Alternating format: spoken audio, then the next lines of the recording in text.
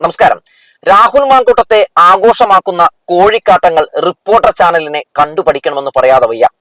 Reporter ചാനലിലെ മുൻ മാധ്യമപ്രവർത്തകയായിട്ടുള്ള അഞ്ജന അനിൽകുമാർ കഴിഞ്ഞ ദിവസമാണ് ആ ചാനലിലെ തന്നെ സഹപ്രവർത്തകനായിരുന്ന ക്രിസ്റ്റി എന്ന് പറയുന്ന മാധ്യമപ്രവർത്തകനിൽ നിന്നുണ്ടായ ദുരനുഭവം തുറന്നു പറഞ്ഞത്.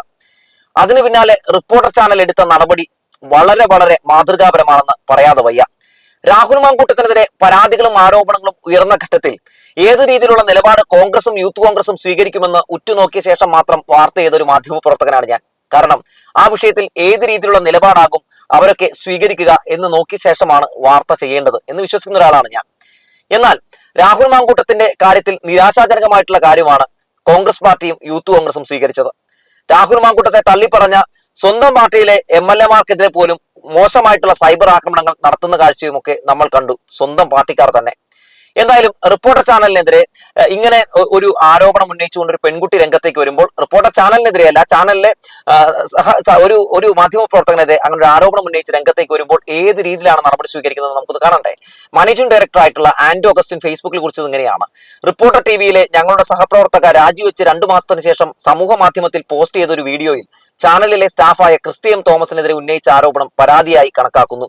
ഇതിന്റെ അടിസ്ഥാനത്തിൽ ആരോപണ വിധേയനെ സ്ഥാപനത്തിൽ നിന്നും ഉടൻ തന്നെ സസ്പെൻഡ് ചെയ്ത് മാറ്റി നിർത്താനും അടിയന്തരമായി ആഭ്യന്തര അന്വേഷണം നടത്താനും തീരുമാനിച്ചു. കൂടാതെ ഇക്കാര്യം പോലീസിൽ അറിയിക്കുകയും ചെയ്യുമെന്ന് ആന്റോ അഗസ്റ്റിൻ മാനേജിംഗ് ഡയറക്ടർ പറയുകയാണ്. തീർച്ചയായും പരാതി എഴുതി നൽകേണ്ടതില്ല, ഇതൊരു പരാതിയായി എടുത്തുകൊണ്ട് അയാളെ ഞങ്ങൾ സസ്പെൻഡ് ചെയ്യും. മാത്രമല്ല ഈ ഒരു വിഷയത്തിൽ പോലീസിന് പരാതി നൽകും എന്ന് പറയുകയാണ്. ആർക്കെതിരെ? ഈ ക്രിസ്റ്റിക്കെതിരെ ഉയർന്നു വന്നിട്ടുള്ള ആരോപണവുമായി ബന്ധപ്പെട്ടുകൊണ്ട് പരാതി നൽകും, അതായത് ഈ അഞ്ജനയെ സംരക്ഷിച്ചുകൊണ്ട് എന്നാണ് ആന്റോ അഗസ്റ്റിൻ പറയുന്നത്. എന്നാൽ രാഹുൽ മാങ്കൂട്ടത്തിന്റെ കേസിൽ എന്താണ് സംഭവിക്കുന്നത്? പരാതിയൊന്നും തന്നിട്ടില്ല, അതുകൊണ്ട് ഒന്നും ചെയ്യാൻ പറ്റില്ല എന്നാണ് VD സതീശൻ കൂവി വിളിച്ച് നടന്നത്. അതായത് ഗുരുതരമായിട്ടുള്ള ആരോപണങ്ങൾ, ഗുരുതരമായിട്ടുള്ള ഞെട്ടിപ്പിക്കുന്ന ആരോപണങ്ങൾ രംഗത്തേക്ക് വരുമ്പോഴും രാഹുൽ മാങ്കൂട്ടത്തെ സംരക്ഷിക്കുന്ന നിലപാട് കോൺഗ്രസും യൂത്ത് കോൺഗ്രസും സ്വീകരിച്ചു എന്ന് മാത്രമല്ല, ഇപ്പോഴും സമൂഹ മാധ്യമങ്ങളിൽ വൈറ്റ് വാഷ് അടിച്ച് നടക്കുന്നുണ്ട് ചില കോഴിക്കാട്ടങ്ങൾ എന്ന് പറയാതെ വയ്യ.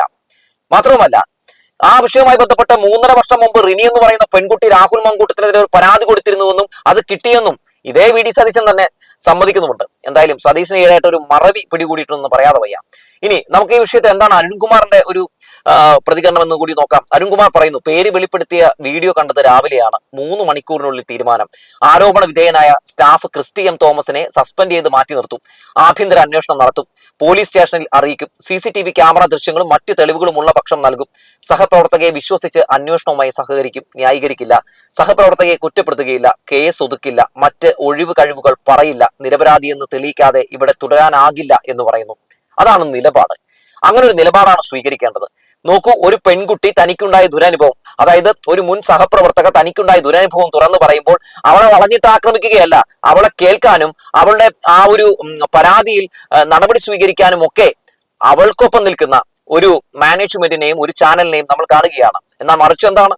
അതായത് പരാതി ഉന്നയിച്ച പെൺകുട്ടിയെ മോശക്കാരിയായി ചിത്രീകരിച്ച് അവൾക്കെതിരെ ഇല്ലാ കഥകൾ പാടി നടന്ന്, അതായത് വേട്ടക്കാരനെ സംരക്ഷിക്കാനുള്ള നിലപാട് സ്വീകരിക്കുന്നു. കോൺഗ്രസ് യൂത്ത് കോൺഗ്രസ് അമ്പയെ പരാജയം എന്ന് പറയാതെ വയ്യ. ഈ അഞ്ജന അനിൽകുമാറിന്റെ തുടക്കത്തിലുള്ള ഒരു പോസ്റ്റ് ഉണ്ടായിരുന്നു, ഇതിന് മുമ്പ് ഇട്ടൊരു പോസ്റ്റ് ഉണ്ടായിരുന്നു, പേരൊന്നും വെളിപ്പെടുത്താതെ. അന്ന് അഞ്ജനയുടെ പേരും പറഞ്ഞുകൊണ്ട് ഏതൊക്കെ രീതിയിലുള്ള സൈബർ ആക്രമണമാണ് റിപ്പോർട്ടർ ചാനലിനെതിരെ നടത്തിയത്. റിപ്പോർട്ടർ ചാനലിലെ അരുണിനെതിരെ, ഇത് അരുണിനെ കുറിച്ചാണ് എന്ന രീതിയിലുള്ള പല കുപ്രചരണങ്ങളൊക്കെ നടത്തി. എന്തായാലും ആ പെൺകുട്ടി പേര് വെളിപ്പെടുത്തി രംഗത്തേക്ക് വന്നത് എന്തുകൊണ്ടും നന്നായി. ഇത്തരത്തിൽ ആരോപണം ഉന്നയിക്കുന്നവർ തീർച്ചയായും ഇങ്ങനെ ധീരമായ നിലപാട് സ്വീകരിക്കണം, അവരുടെ പേര് തുറന്നു പറയണം എന്നുള്ളതൊരു നല്ല കാര്യം തന്നെയാണ്. എന്തായാലും ആ പെൺകുട്ടിയുടെ വിഷയത്തിൽ അന്വേഷണങ്ങൾ നടക്കട്ടെ. ഏതെങ്കിലും ഒരു പെൺകുട്ടി തനിക്കുണ്ടായ ദുരനുഭവം തുറന്നു പറഞ്ഞിട്ടുണ്ടെങ്കിൽ അവളെ മോശക്കാരിയായി ചിത്രീകരിച്ചുകൊണ്ട് എന്തുകൊണ്ട് അന്ന് പറഞ്ഞില്ല എന്ന ചോദ്യം ചോദിച്ചുകൊണ്ട് ആ വെളിപ്പെടുത്തൽ നടത്തിയ പെൺകുട്ടിയെ തളർത്താൻ വേണ്ടി നടത്തിക്കൊണ്ടിരിക്കുന്ന ചില സൈക്കോ പാത്തുകളുടെ നീക്കങ്ങൾ, അതിനെ നമ്മൾ തടയിട്ട് പ്രതിരോധിക്കുക തന്നെ വേണം എന്ന് പറഞ്ഞു വെക്കുകയാണ്. പെൺകുട്ടികൾ അവർ വരട്ടെ, അവർ തങ്ങൾക്കുണ്ടായ ദുരനുഭവങ്ങൾ തുറന്നു പറഞ്ഞ് തീയാകട്ടെ, ആ പെണ്ണുരുത്തിക്കൊപ്പം നമുക്ക് നിൽക്കാം എന്ന് മാത്രമാണ് പറയാനുള്ളൂ. എന്തായാലും അഞ്ജന അനിൽകുമാറിന് തീർച്ചയായും നീതി ലഭിക്കും. അതിന് ഒപ്പം തന്നെ റിപ്പോർട്ടർ ചാനൽ നിൽക്കും. ഇനി എങ്ങനെ നമ്മൾ റിപ്പോർട്ടർ ചാനലിനെതിരെ വ്യാജ വാർത്ത അടിക്കും മല്ലയ്യ എന്ന് യൂത്ത് കോൺഗ്രസും ഒക്കെ ഇപ്പോ ആലോചിച്ച് വിമ്മിഷ്ടപ്പെട്ടിരിക്കുകയായിരിക്കും. എന്തായാലും അഞ്ജന അനിൽകുമാറിന്റെ വീഡിയോ കൂടി നമുക്കൊന്ന് കാണാം. ഹായ്, എൻ്റെ പേര് അഞ്ജന. ഞാൻ കഴിഞ്ഞ കുറച്ച് ദിവസമായിട്ട് എൻ്റെ ഫേസ്ബുക്കിൽ ഒരു ഇഷ്യൂ ഇങ്ങനെ കണ്ടിന്യൂസ് ആയിട്ട് അഡ്രസ്സ് ചെയ്യുന്നുണ്ട്.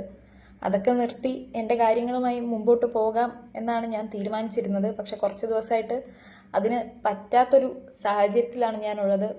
കാരണം ഞാൻ കുറച്ച് ദിവസമായി മര്യാദയ്ക്കൊന്ന് ഉറങ്ങിയിട്ട് അല്ലെങ്കിൽ മര്യാദയ്ക്ക് ഭക്ഷണം കഴിച്ചിട്ടൊക്കെ കുറച്ച് ദിവസമായി. ഈ വിഷയം കാരണം ഉറക്കവും ഭക്ഷണവും ഒക്കെ തോന്നിയ പോലെ ആയിട്ടുണ്ട്. അപ്പം അതൊക്കെ എന്നെ എഫക്റ്റ് ചെയ്യുന്നുണ്ട്. അതുകൂടാതെ ഈ സംഭവം തുടങ്ങിയപ്പോൾ തൊട്ടുള്ള ഫോൺ കോളുകൾ, അവരോടൊക്കെ പറയുന്ന മറുപടി, മെസ്സേജുകൾ, ചില കമൻറ്റുകൾ, അതൊക്കെ എന്നെ വല്ലാതെ എഫക്റ്റ് ചെയ്യുന്നുണ്ട്. ഞാൻ ഈ പേര് ആദ്യം തൊട്ടേ പറയാതിരുന്നത് ആ വ്യക്തിയെക്കുറിച്ച് ഓർത്തിട്ടല്ല, ആ കുടുംബത്തെക്കുറിച്ച് ഓർത്തിട്ടാണ് എന്ന് ഞാൻ ആദ്യമേ പറഞ്ഞിരുന്നു. പക്ഷെ ഇങ്ങനെയുള്ള മാനുഷിക പരിഗണനയൊന്നും ഇവനെ പോലെയുള്ളവർ അർഹിക്കുന്നില്ല എന്നാണ് കഴിഞ്ഞ കുറച്ച് ദിവസത്തെ അനുഭവങ്ങൾ എന്നെ പഠിപ്പിച്ചത്. അപ്പം അതുകൊണ്ട് തന്നെ ആ പേരിനി പറയുന്നതിൽ തെറ്റില്ല എന്ന് തോന്നുന്നു. അയാളെപ്പോലുള്ളവർ സമൂഹത്തിൽ അറിയണം, സമൂഹം അറിയണം അവനൊക്കെ ആരാണെന്ന്. അല്ലെങ്കിൽ ഇത് തന്നെ ഇനി തുടരും. കാരണം എന്നോട് ചെയ്ത പോലെ ഇനി അവിടെ ജോലി ചെയ്യുന്നവരോടൊന്നല്ല, ആരോടും ചെയ്യാൻ പാടില്ല. എനിക്ക് നല്ലൊരു സുഹൃത്തായിരുന്നു, ചേട്ടനെ പോലെ ആയിരുന്നു എന്നൊക്കെ പറയാം. കാരണം ഞാൻ ജോലി സംബന്ധമായ സംശയങ്ങളും അങ്ങനത്തെ കാര്യങ്ങളുമൊക്കെ സ്ഥിരമായി വിളിച്ചു ചോദിച്ചുകൊണ്ടിരുന്ന ഒരാളാണ്. ഞാനും ഈ ന്യൂസ് ഡെസ്കിൽ 1 വർഷത്തോളം ജോലി ചെയ്ത ആളാണ്. അപ്പം അതുകൊണ്ട് അടുത്ത സൗഹൃദം ഉണ്ടായിരുന്നു, ചേട്ടനെ പോലെയായിരുന്നു, എൻ്റെ അതേ ജില്ലയിലുള്ള വ്യക്തിയാണ്. അപ്പോൾ അങ്ങനൊരു സ്നേഹവും ഒരു സഹോദരനോട് ഉള്ള പോലെ ഒരു കരുതലും ഒക്കെ എനിക്കും ഉണ്ടായിരുന്നു. പക്ഷെ ഇതിങ്ങനെ വഴിമാറി പോകുന്നത് ഞാൻ പതുക്കെയാണ് മനസ്സിലാക്കിയത്. മനസ്സിലാക്കിയപ്പോൾ തൊട്ടൊരു ഗ്യാപ്പിട്ട് തുടങ്ങിയായിരുന്നു. പക്ഷെ പിന്നീട് അത് നേരിട്ട് കാണുന്ന ഒരു സാഹചര്യം എത്തിയപ്പോഴാണ് അതിങ്ങനെ ഒരു മോശം അവസ്ഥയിലേക്ക് എത്തിയത്.